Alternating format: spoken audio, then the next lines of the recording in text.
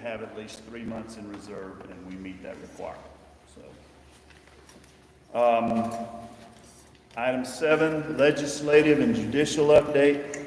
The health insurance bill that I reported to you about last week, we had a meeting this week and learned some more. It still appears that it will cost us between $30,000 to $45,000, $50,000 more per year to get into that state health plan.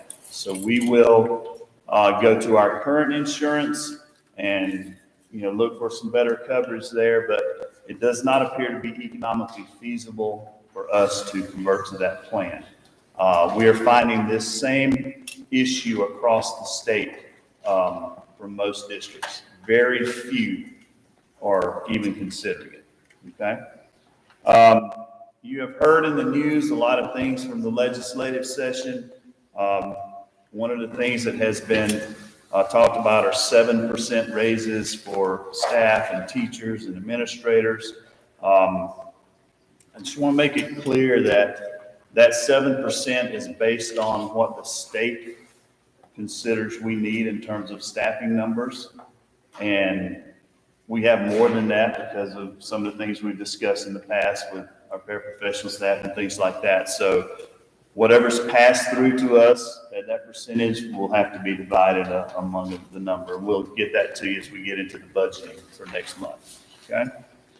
Nothing on the growth side, and no other COVID cases that we've had to deal with. So that is my report. Are there any questions?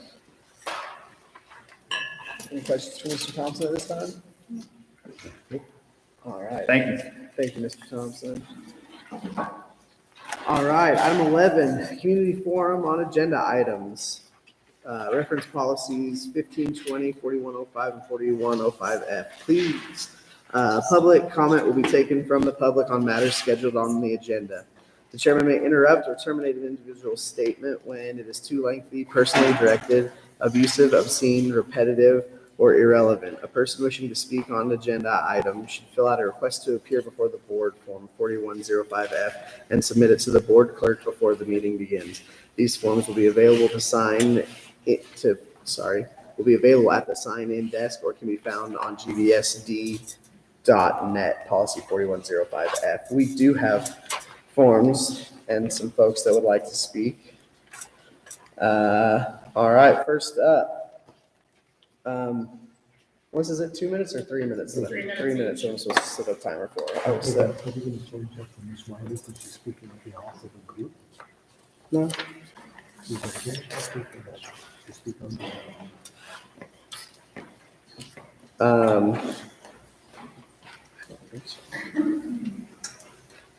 going to turn my phone on airplane mode. And then first up is Kyle Wiley.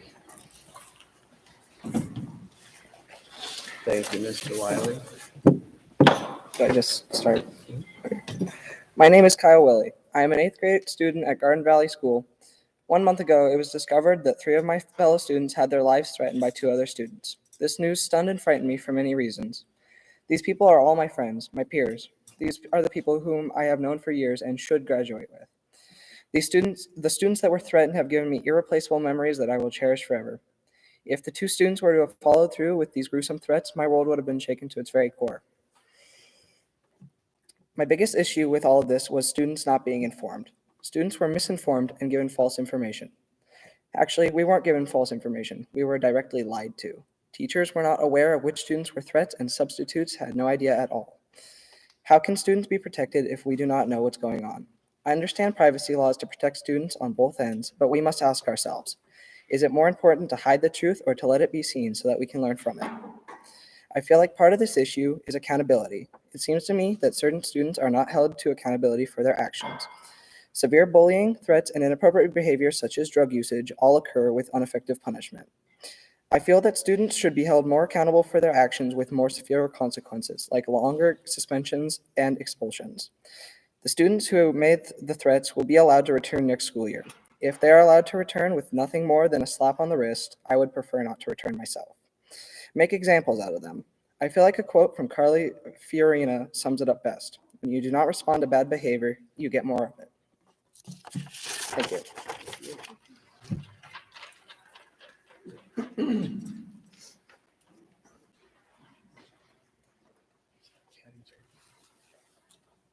Caddy Tierney.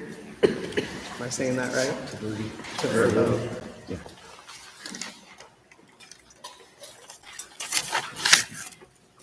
Hello, my name is Caddy Taverdi, and I'm an 8th grader at Garden Valley Middle School.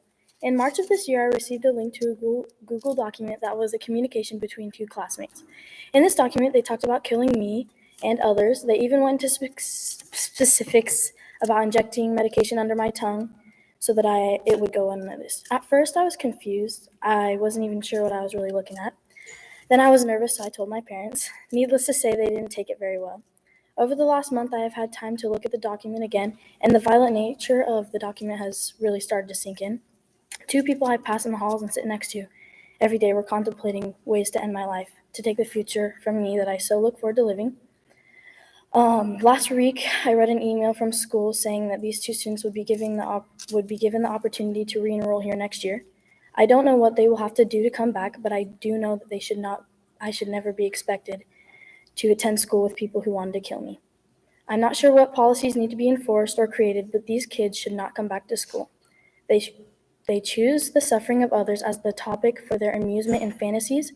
Their general disregard for human life has no place where innocent children should have the expectation of safety.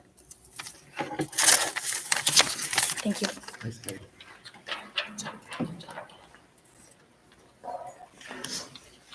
Pete Taverdi.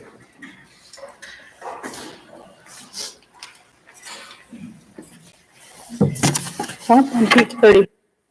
It does bring me some comfort that at Garden Valley School, we have not had experiences that allow us to be experts on handling serious threats to students' safety and their lives. The document sent to my daughter by two students discussing her murder has exposed several failings in the school's policies, procedures, and communications. In response to the threat to my daughter and other students, a safety plan was created and initiated.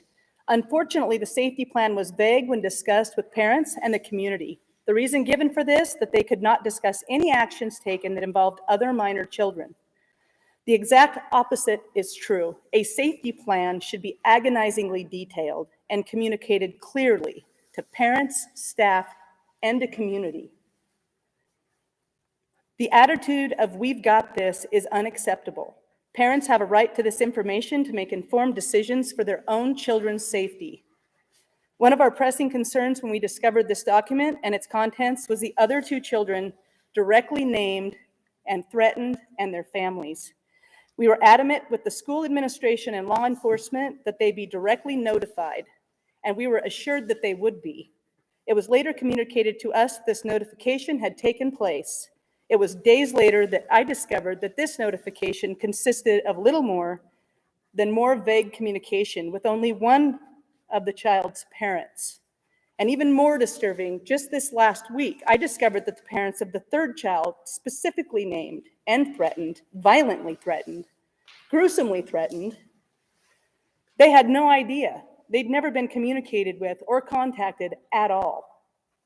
These parents would have had no idea of the grave threat to their children's lives had we personally not shared what we knew with them.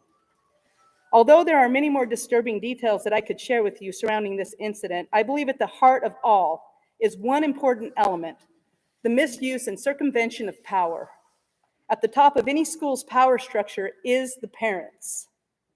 Any school or their staff or administration that ever works to circumvent the power of the parents, the information or communication to the parents in any matter, no matter how big or small, involving their child, whether it be through deceit or omission, should not have access to other people's children. And furthermore, when incidences are on a need-to-know basis, elected representatives, our representatives, the parents' representatives, our school board needs to know as soon as possible. Thank you.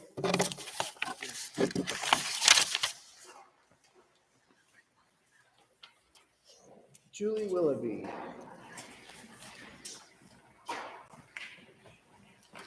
In follow-up to what they've said, we'd like to let it be known that an emergency school meeting was held on August 27th to appoint an interim superintendent, approve positions for preschool teachers, behavioral interventions, 3 pairs, and a part-time custodian. An emergency school board meeting was held on December 20th to discuss possible school closures related to COVID. 13 special school board meetings were held to discuss interviewing and improving staff evaluations, approving contracts, contract revisions, approving resignations, and the prom. This year, on January 5th, special school board meetings were held to discuss the levy. On the 14th, the approval and the purchase of a small bus for school usage, and to discuss and possibly approve excavation and grading of the proposed baseball field. But on March 11th, we have a threat to the safety of the students. And on 4/4, an email went out to update some parents. And our plan was to meet with the school board at a regularly scheduled meeting today. Do our children not deserve better than a regular school board meeting when their safety and their threat and possibly murder of kids?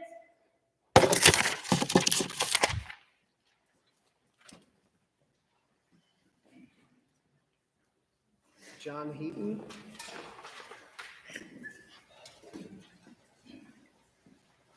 Mine would be similar to the privacy issues and what can be told to parents. Last year, my daughter was physically assaulted by 4 kids, and we weren't told who the kids were, what was done to them. If it was referred to the school resource officer, we still don't know if that happened. The bullying has continued. I have another instance that has been referred and emailed to the superintendent, and as of 2 weeks ago, 14 days, I have not had an appointment set up to follow up on that.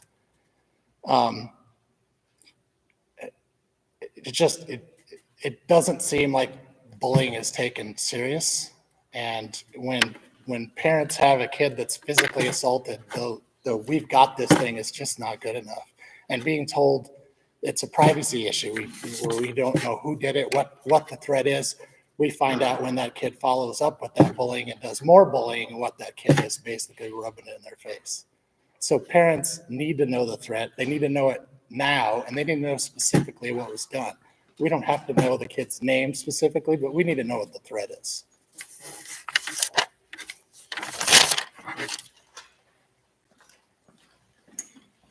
All right, Kathy.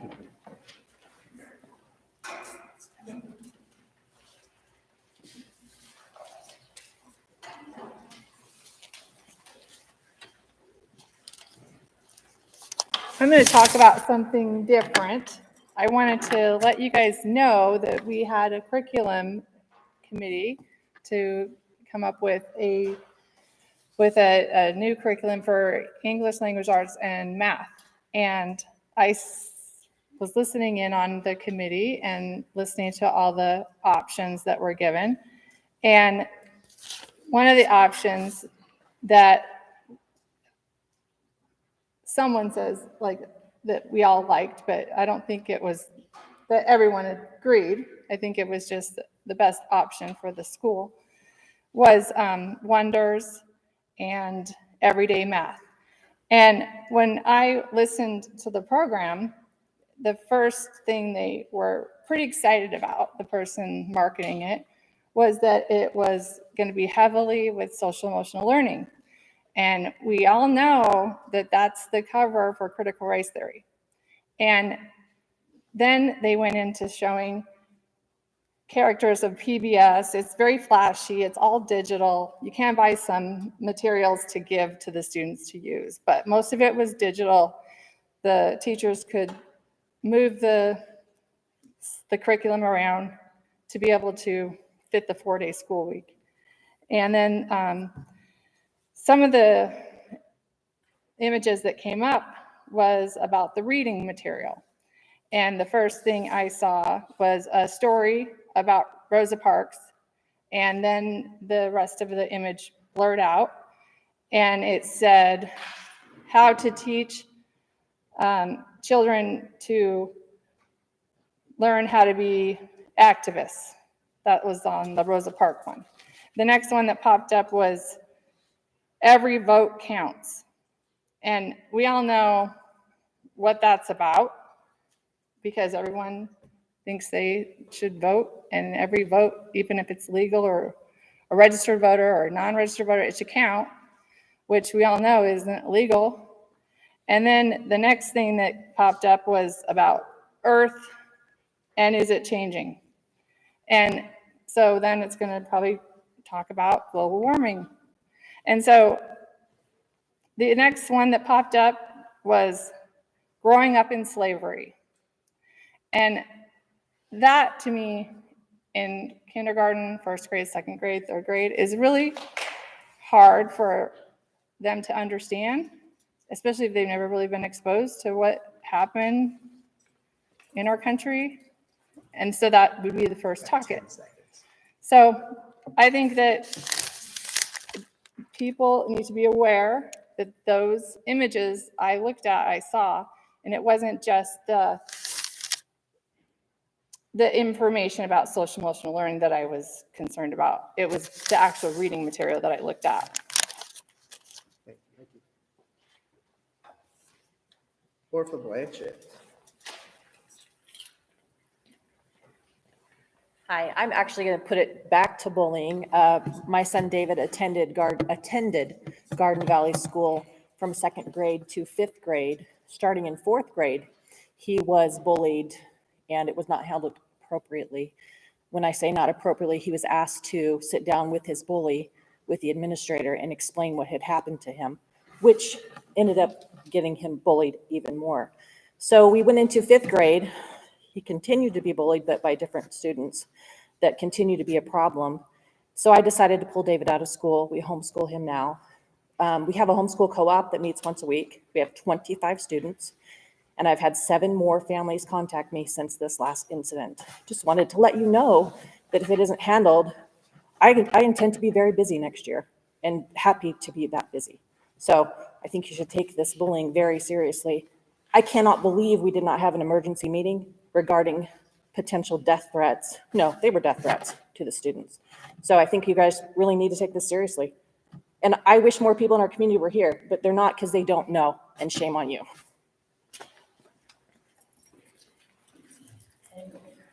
Thank you for all of your comments. Sky, Yes, I was on that list as well. yes, you were, but my thing got taken away from me with yours. You're up next, Lisa. Sorry. That's okay. Yeah. I have no problem speaking up for myself. Thank you.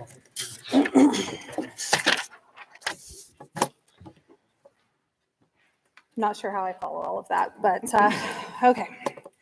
Many of those here tonight, can you guys hear me? If I'm not facing you, I'm loud. Okay, we're going to change this up. We're going to go this way. Many of those here tonight are struggling with disappointment, sorrow, frustration, anger, sadness, and disbelief. Many of us are questioning, how did we get here? How did our quaint, wonderful, small town school become a place where a culture of unkindness between students is the norm, where bullies control their peers and tie the hands of teachers, staff, and administration, where communication to parents is kept to a minimum because of privacy laws, we are told, and where the privacy of a few is held paramount to the security and safety of the many.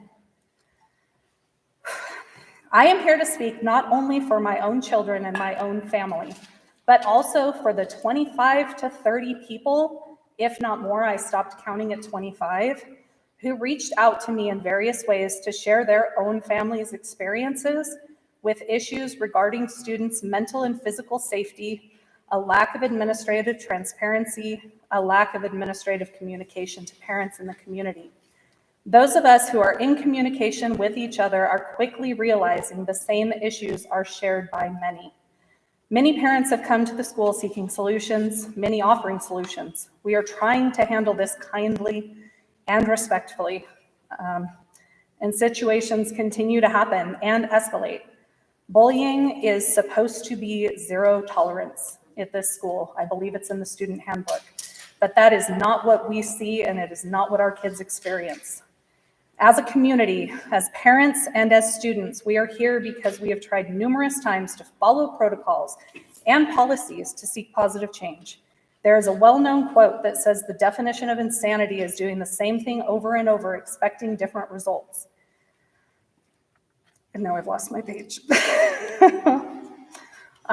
We are tired of feeling as if we are crazy. We have done everything we can think of, everything that we feel is within our power to bring about change. But the only change we are seeing from the outside looking in and from the experiences our children are having is that things continue to change for the worse. Socioeconomic standards should have no place in administrative discipline, yet I have been told often by administration in regards to perpetrators. They come from a bad family, they have a rough home life. When we come to them with problems created by certain students, that appears to violate policy regarding discrimination, as that is socioeconomic discrimination. Those who perpetrate bullying, violence, and unkindness on others do not appear to change their actions. Instead, teaching the victims to avoid these people, avoid being in the same space as their perpetrators, that is what is encouraged. Yes, it can help prevent conflicts, but it also places the responsibility of keeping the peace on the victim. That cannot be the best we can do for our students. Communication has been an issue for our family as well as many others. A parent should never have their child come home and say, I got called into the office today and spoken to or questioned, when the parent never got an email or a phone call from the school. My children are instructed that if they get called into the office, they do not speak until I am present. We will parent our children. We trust you to educate them on reading, writing, and arithmetic. We do not co-parent with administration. We stand before you, the Garden Valley School District School Board, pleading for help, asking you to help us help our children combat the issues that are plaguing our school, to give our children the confidence to know that a zero tolerance policy is not lenient, and to know that if they see something and say something, their concerns will be addressed appropriately and they will not be retaliated against. Give our parents the confidence to know that communication about our children from the administration will be transparent, honest, and kept as a priority. 4 things. We need safety. Our kids need to feel mentally and physically safe when they're at this school. Communication. Nothing should happen to your children or my children inside of this school that we are not made fully aware of as soon as humanly possible. Sticking to policy. Who gets to decide which policy is followed and to what extent and when? I read the policies. Anyway, I'll let you read the policies. And transparency. Realize that parents talk. We talk. We're all here because we talked. Lies will be uncovered and inconsistencies will surface, and that breeds mistrust. Thank you.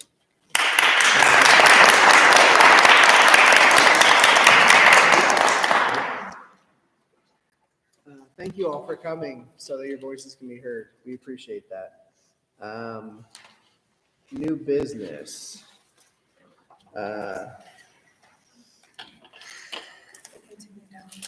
Item A, superintendent recommends accepting resignations from the following: Keely Babcock, Hannah Thomas, Bailey Robert, and Nicole Goff. Do we have a motion?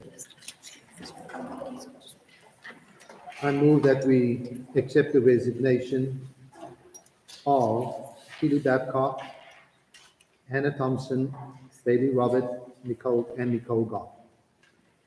I'll second. We have a motion and a second. Is there any further discussion on the topic?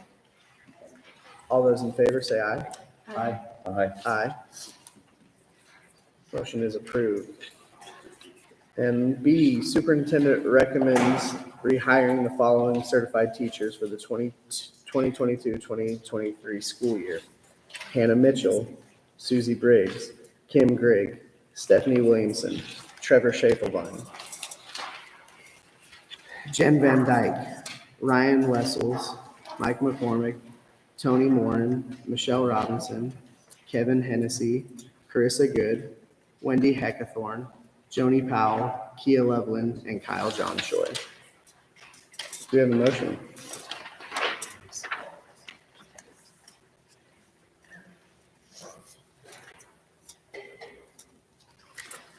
I move that we rehire the following certified teachers for the 2022-2023 school year. Anna Mitchell, Susie Briggs, Kim Grigg, Stephanie Williamson, Trevor Teifelbein, Jen Van Dyke, Ryan Vessels, Mike McCormick, Tony Moran, Michelle Robinson, Kevin Hennessy, Carissa Good, Wendy Heckenthorn, Joni Powell, Kia Loveland, and Kyle Johnson.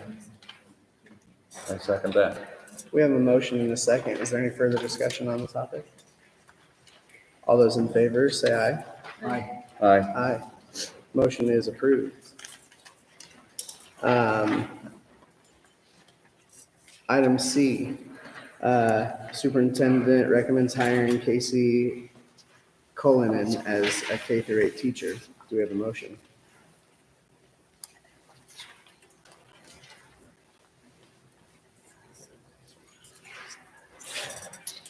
No motion at this time.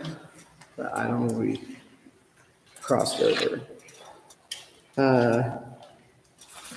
New business A, discuss and possibly approve amendments to policy number 3305. Mr. Thompson.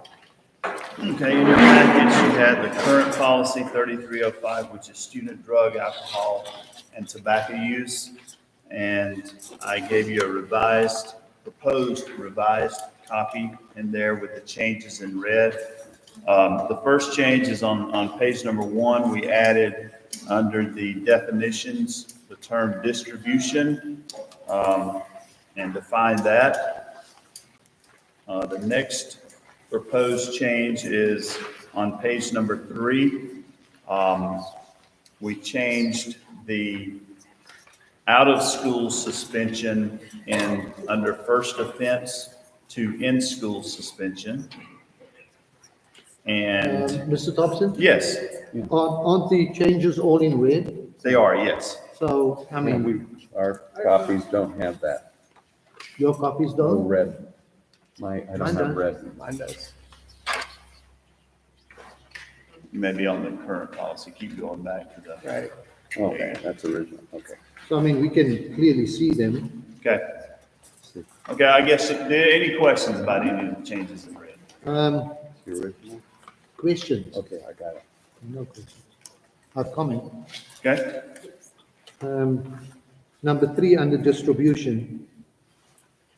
It says at the end, and/or expulsion may be applied at the discretion of the school administration. Only the board can expel, not the school administration. okay, we can change the wording on that.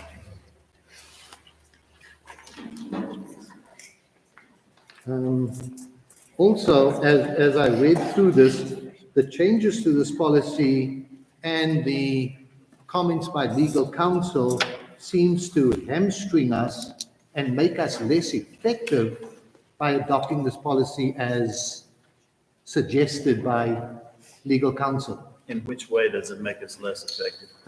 He speaks a lot about the fact that it's very difficult for us to expel a student for violations over here, and it seems to me that we're rewriting the policy to make it softer. That was not the intent of the rewrite. One of the intents of the rewrite was to add in ISS, which is in-school suspension, so that we can continue to educate children that have violated these policies as much as possible. When they are suspended out of school, their opportunity to continue their studies is very limited, and that presents other issues. So that was a real focus in trying to get in-school suspension into the policy rather than going automatically to out-of-school suspension. Depending on the nature of the offense, the drug offense, and the severity of it, We could move to out-of-school suspension in certain circumstances, and that's the way the policy was written to still allow for that. Okay.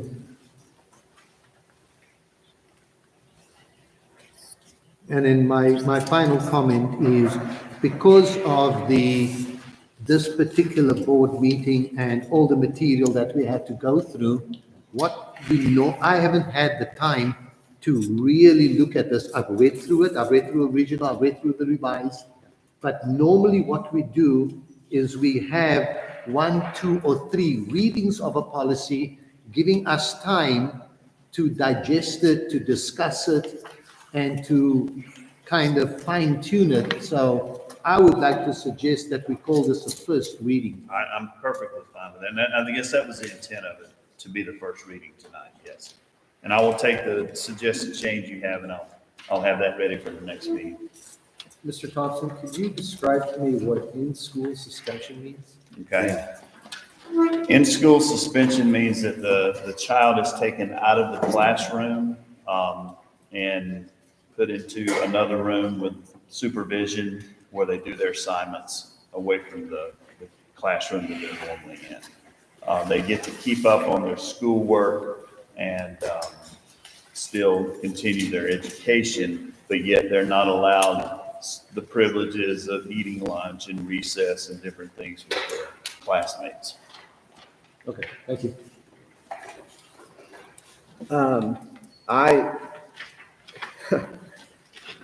Coming from a kid that got in trouble every now and then, originally, I kind of agree with this because I think when these kids get in trouble and then they're sent home, to do whatever the heck they want for 10 days, I think having them in the school where there's direct consequences and, to help them. And then also these kids are falling behind when they are, and it's making more work for our teachers, I think, by having to get stuff put together to send to these kids so that they are doing work.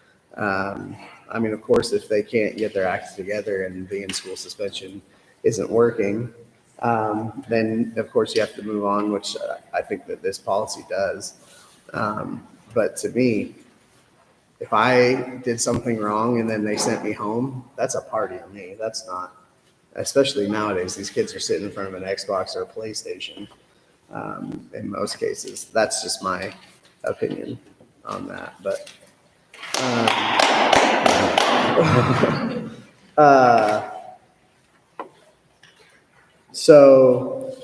did anybody have anything else they wanted to discuss on 3305 as this first reading? All right, moving on to item B, discuss and possibly approve adding a position for ISS teacher behavior interventionalist. Ooh, that is a lot of words. Mr. Thompson. I think it's been abundantly clear tonight that there are some behavior issues that need addressing at the school. And this is a way of doing that. We do not have a dedicated ISS position like most schools do. That's needed, especially if we're going to move towards more ISS in lieu of out-of-school suspension, which I think is the absolute correct thing to do for the reasons that have been mentioned. In addition, there are some opportunities to work on correcting some of the behaviors, some of which have been mentioned tonight. And this is a real opportunity for us to have a focused effort on working towards solutions for some of these issues. And we would like to add that position. It would be a paraprofessional type position that would oversee the ISS and the behavior modifications. We would advertise it and see what kind of, applicants we get and kind of figure out what's the best fit for our school. What qualifications would this person need to have? We would be looking at someone that has had experience dealing with behavior issues in children. There are a lot of paraprofessionals out there, some teachers that have dealt with different things in other schools.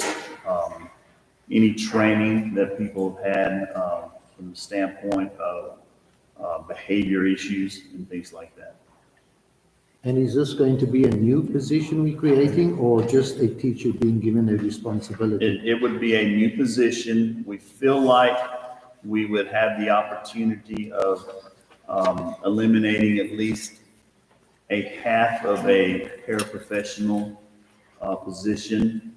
So it would be, from a funding standpoint, it may be an addition of at least a half of a position.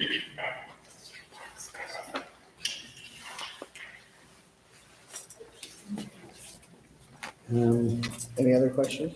I have a further comment. I think maybe my suggestion is just me, we should wait on this once we have the budget discussion and just see where we're going to be at the budget discussion.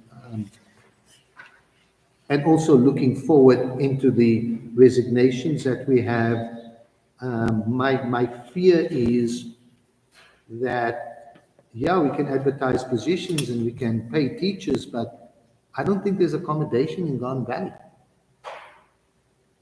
And so, you know, with that concern, I think we need to hold off on this new position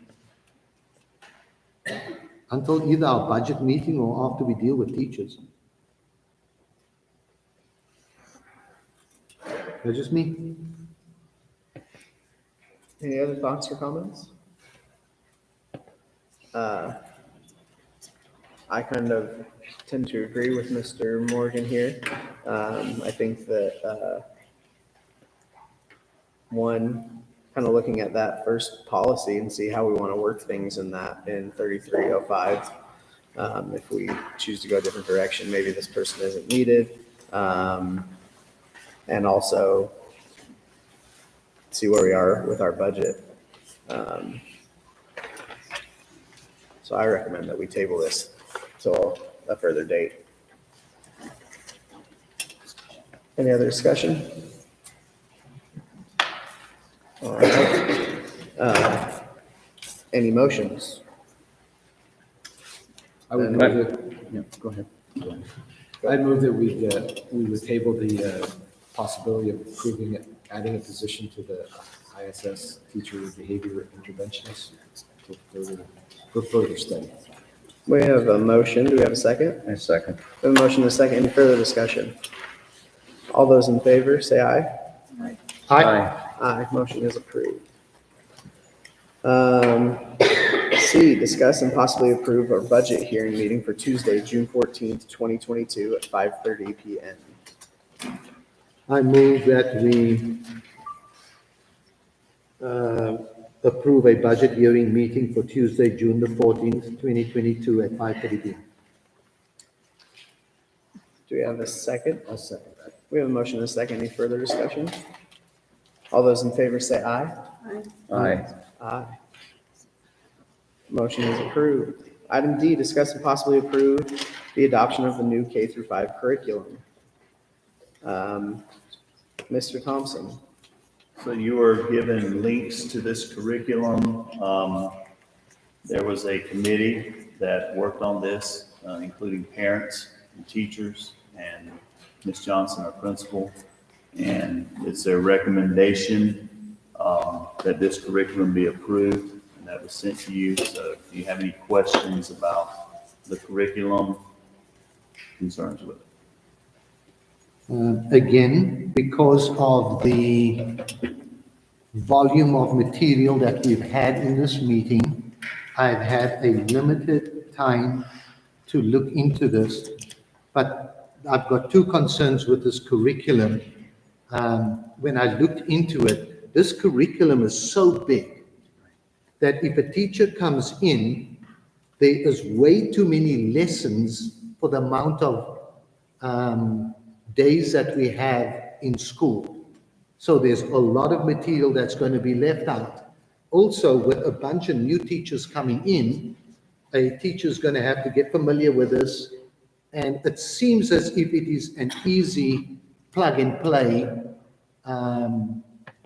type of curriculum. And so, like I'm trying to explain, I had a limited amount of time to look into it, but by what I can see by the curriculum, it's a way too big of a curriculum for the school year. And so the teacher's going to have to pick and choose through that. Then, if you look at Can I what address that concern before we move to the next one? Or do you want me to wait?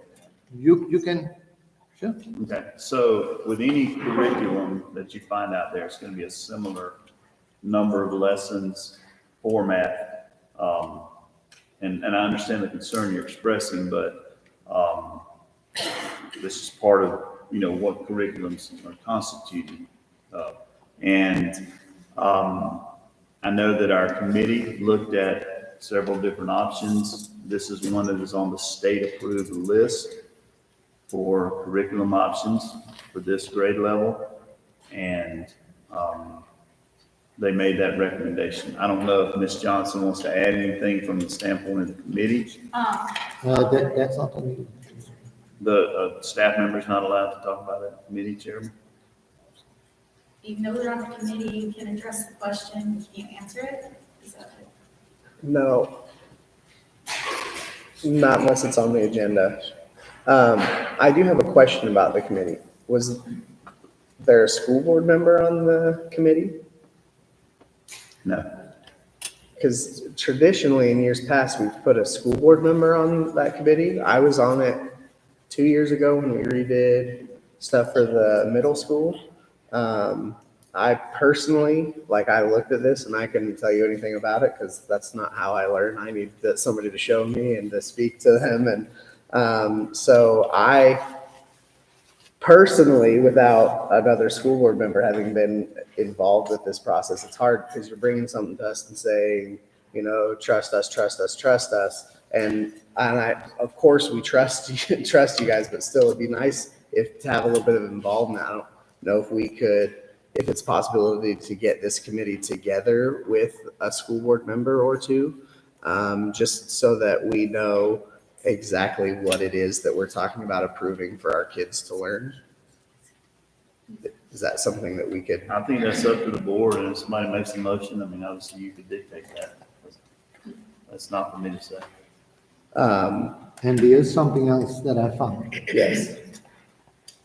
Wonders provides resources, this is from them, for exploring equity, diversity, and social justice issues.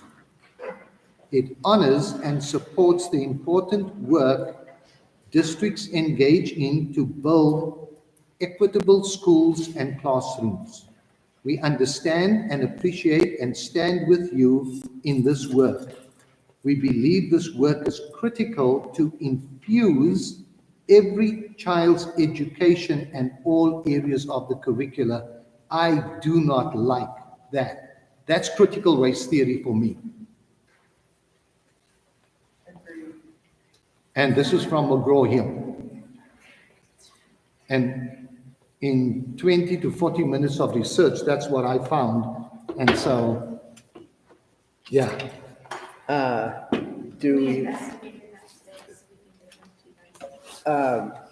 Can we, I would like to get together at least a few board members with this committee.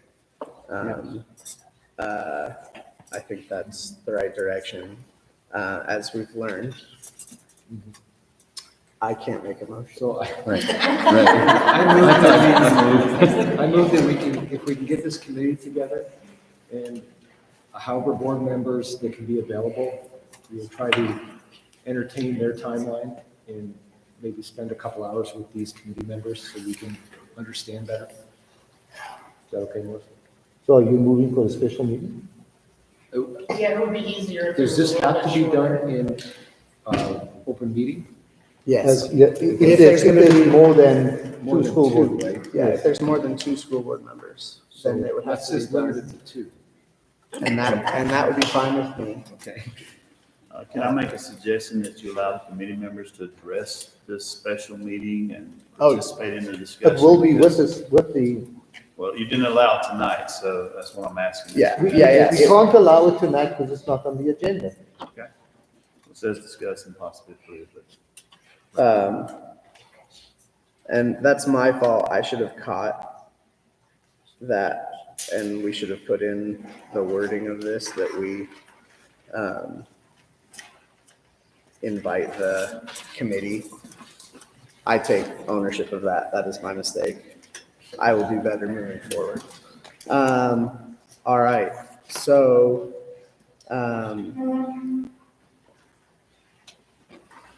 we need, Need a second. do we have a second? I second. We have a motion and a second. Is there any further discussion on the topic? All those in favor say aye. Aye. Aye. Aye. Aye. Motion is approved to get together with the, with the committee for the K through 5 curriculum. Item 13, old business. A, discuss and possibly approve to amend the practices, travel, overnight, and bus policy section of the parent-student athlete handbook, page 7, and the coach's handbook, pages 25 through 26 for the 22-23 school year, third reading. Mr. Thompson. no changes since our last meeting, at the last meeting, so if you guys do not have any further suggestions,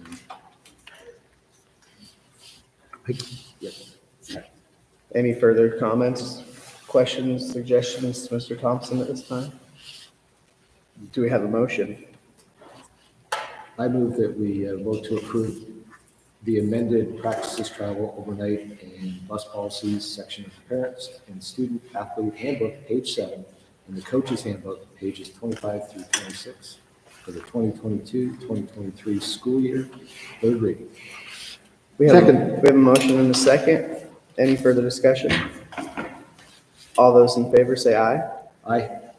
Aye. Aye. Motion is approved. B, discuss changes to administrative policies for the clerk of the board to comply with suggestions from the clerk of the board training held on February 17th, 2022. We want to put that off to a further meeting. That's definitely not a pressing issue. Yes. We will table this at this time. C, public comment and input on back to school plan posted on our website in August. Anybody want to speak about the back to school plan? All right, and item D, public comment and input on the use of funds plan for ARP ESSER funds. With no further comment, this meeting is adjourned. Our next regular school board meeting is on May 10th, 2022 at 6 p.m. at the Woman School. Thank you all for coming out tonight. We appreciate that very much. Who's the 2 board members meeting with the committee? We'll talk about, the school board members will talk about. And I take it and I told Jason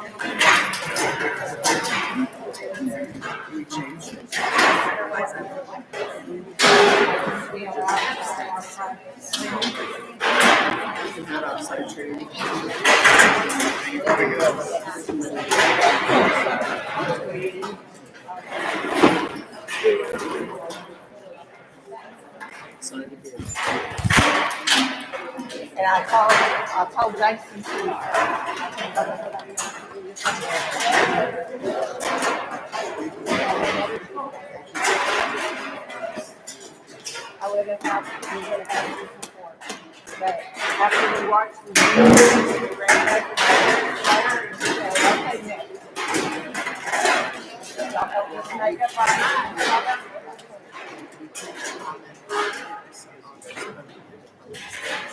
There's a short road, we recorded, so much for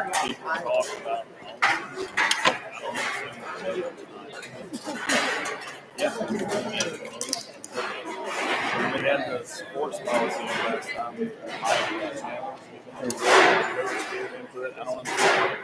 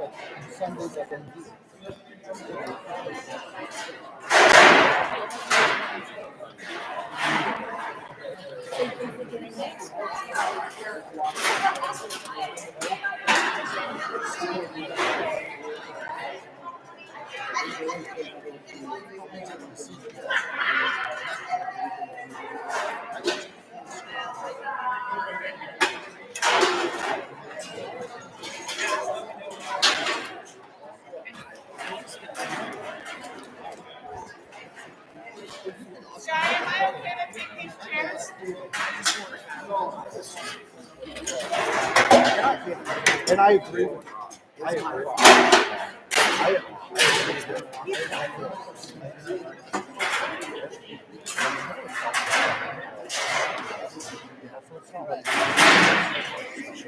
But like, I can't take any, I took time off work today. And I, I don't know when your next meeting is, but I can't keep it. Anyways. Thank you very much. I thought you were going to say we're having practice.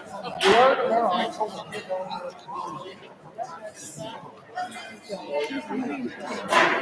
Oh, that's it. I didn't write on anything. Tax was in there Monday, Tuesday.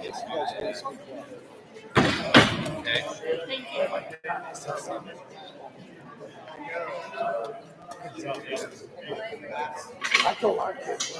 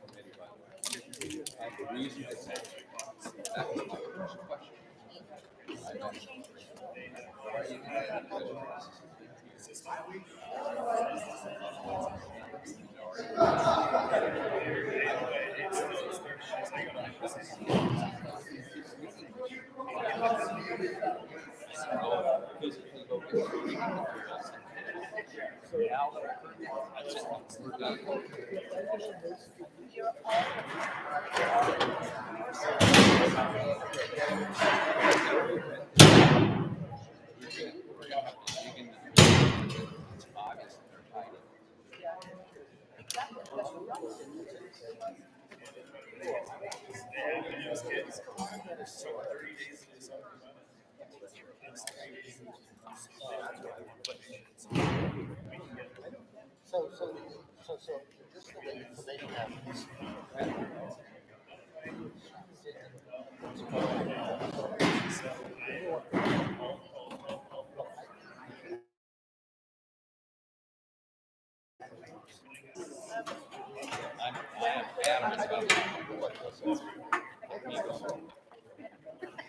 Oh, sorry. It takes me a while. Gather my thoughts. No. My things. Thank you. You're welcome.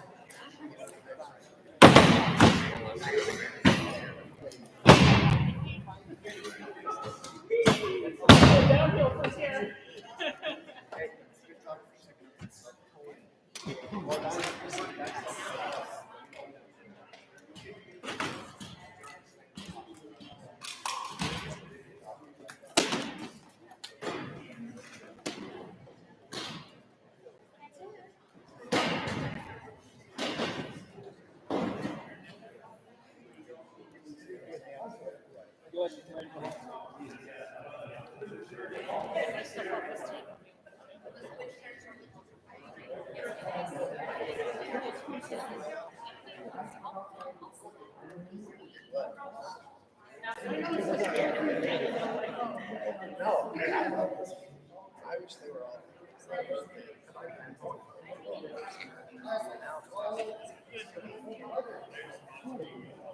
I mean, and we don't score.